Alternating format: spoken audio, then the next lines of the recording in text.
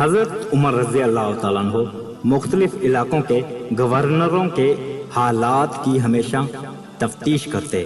ایک دفعہ آپ نے اہل حمص سے دریافت کیا کہ تمہارا امیر کیسا ہے؟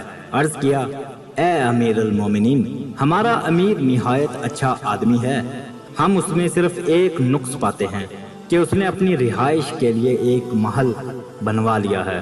حضرت عمر رضی اللہ تعالیٰ عنہ یہ سن کر آگ بھگولا ہو گئے۔ اسی وقت ایک قاصد کو روانہ کیا اور اسے حکم دے دیا کہ امیر کے محل پر پہنچتے ہی لکڑیاں جمع کر کے محل کے دروازے پر آگ لگا دے۔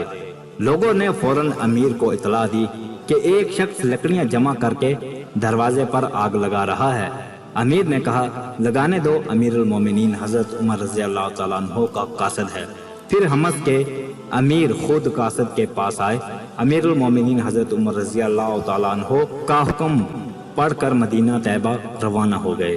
حضرت عمر رضی اللہ تعالیٰ عنہ کی خدمت میں حاضر ہوئے۔ حضرت عمر رضی اللہ تعالیٰ عنہ نے لوگوں کو حکم دیا کہ اس امیر کو 3 دن دھوپ میں رکھو۔ چنانچہ انہیں 3 دن دھوپ میں رکھا گیا۔ چوتھے روز حضرت عمر رضی اللہ تعالیٰ عنہ اپنے ہمراہ انہیں سنگستان لے گئے۔ اس سنگستان میں زکوٰۃ کے اونٹ بندھے ہوئے تھے۔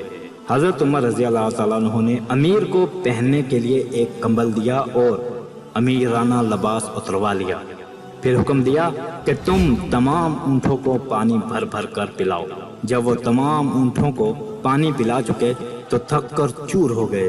حضرت عمر رضی اللہ تعالیٰ عنہ نے کہا، تھک کیوں گئے؟ پہلے بھی تو یہی کام کرتے تھے۔ امیر نے عرض کیا، امیر المومنین، اس کام کو چھوڑے ہوئے مدت گزر گئی، پھر اسی لیے تم نے بالا خانہ بنوایا تھا اور مسلمانوں سے اونچے ہو کر سوتے تھے۔ اب اپنے عہدے پر واپس جاؤ، مگر آئندہ کبھی ایسا کام نہ کرنا۔